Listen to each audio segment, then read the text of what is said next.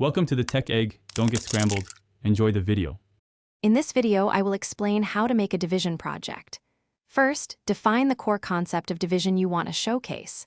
Next, choose an engaging theme, perhaps involving sharing 24 cookies among 4 friends to make your project relatable.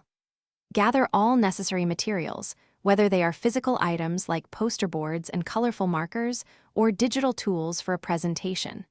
Finally, plan your project's layout and key sections, ensuring a clear flow of information from start to finish. This initial planning saves time and ensures a well-structured outcome. Now, let's dive into the core concepts. Clearly illustrate the dividend, divisor, quotient, and remainder using a simple example, like dividing 10 by 3. Visual aids are incredibly helpful. Consider using arrays of 12 objects divided into 3 groups to show a quotient of 4.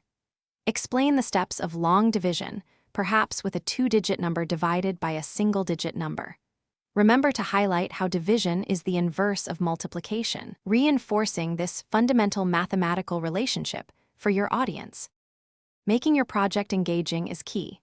Consider designing an interactive game or a short quiz to test division skills, perhaps with 10 questions. You could create a compelling story problem, like distributing 48 pencils equally among 6 students, and show the solution. Building a physical model, such as dividing a pizza into 8 slices, can provide a tangible representation. Utilize colorful charts and diagrams to break down complex ideas, making them easier to understand and visually appealing for everyone. Before you finalize, a thorough review is essential. Double-check all calculations and explanations for accuracy, ensuring every number is correct. Practice presenting your project aloud at least 2 or 3 times to ensure a smooth and confident delivery. Pay close attention to neatness, organization, and overall visual appeal. A well-presented project makes a strong impression.